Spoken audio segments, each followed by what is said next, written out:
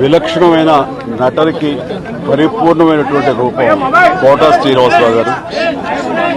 మహానటుడు, ఒక legendary character actor. మా ఇద్దరి నట ప్రస్థానం కూడా ఒకే సినిమాతో ప్రారంభమైంది. అది ప్రాణం ఖరీదు. అఫ్కోర్స్ ఇక్కడే నారాయణమూర్తి ఉన్నాడు. నారాయణమూర్తి కూడా ఆ సినిమాతోనే ప్రారంభమైంది అనుకోవచ్చు. సో సుదీర్ఘమైనటువంటి ఈ నట ప్రస్థానంలో మా అనుబంధం వెనవేస్తుంది. అంతా ఇంత కాదు. ఆయనతో నటిస్తున్నప్పుడు తెర మీద ఆయన నటనను చూసి అద్భుతం అనుకోవడం వేరు. వ్యక్తిగతంగా 1-to-1 కూర్చున్నప్పుడు ఆయన చేసే చమత్కారాలు కానీ, చెప్పే జోకులు కానీ అవి ఆద్యంతో చాలా ఉత్సాహపరుస్తుంది. దాంతో షూటింగ్ ఉందంటే కనుక ఇలా కోట శ్రీనివాసరావు గారు ఉన్నారు, ఇవాళ చాలా హుషారుగా బాగుంటుందని ఉత్సాహంతో వెళ్ళేవాళ్ళం.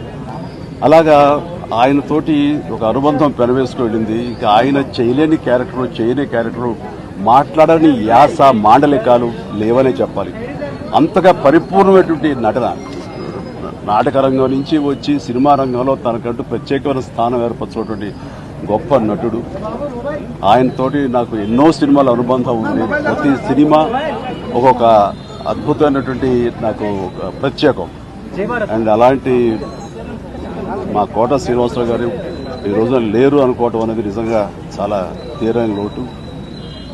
అండ్ ఇది వాళ్ళ కుటుంబానికి, పరిశ్రమకి తీరని లోటు. అలాంటి మహానటుడు, అలాంటి వైవిధ్య పాత్రలు పోషించేటటువంటి విలక్షణమైన నటుడు మళ్ళీ వస్తారని అనుకోవడం లేదు. అలాంటి నటుడు మనకు దొరకరేమో కూడా, ఉండరేమో కూడా. అది ఎవరు పూర్తి చేయటువంటి చాలా భారీ నష్టం ఈ పరిశ్రమకి. వారి ఆత్మనికి శాంతి చేకూరాలని భగవంతుడు ప్రార్థిస్తూ, వారి కుటుంబ సభ్యులకి, ప్రతి ఒక్కరికి నా ప్రగాఢ సానుభూతిని తెలియజేస్తున్నాను.